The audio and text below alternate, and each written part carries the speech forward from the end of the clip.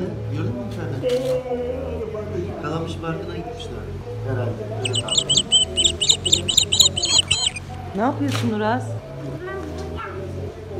O ne? Arabaya haciz koymuşlar.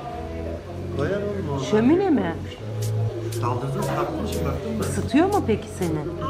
Arabayı kaldırdık dedi ya. Ceza hesabında diye ya. Oo, ateşler çıktı. Arabada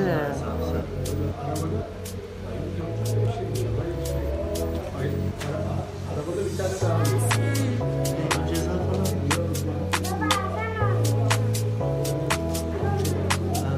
Verecek. Bekle sen.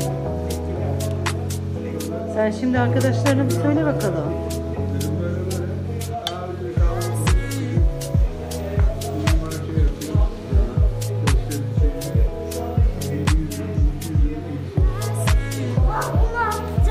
Neyi? Oo, Onur'a sor bence onu bir. Merhaba, hoş geldiniz. Yavaş yavaş oturursan tam içinde gider. Bak şöyle. Bak. Gördün mü? Ha.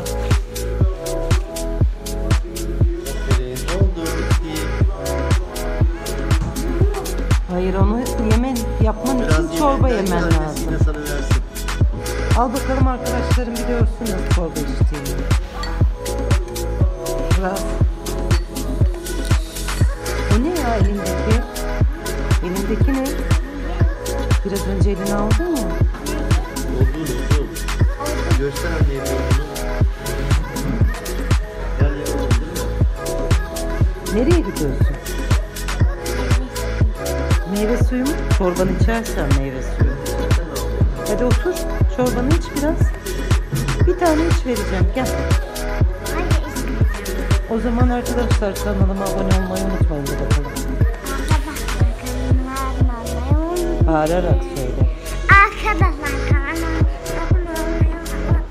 Görüşürüz. Bay bay. Görüşürüz.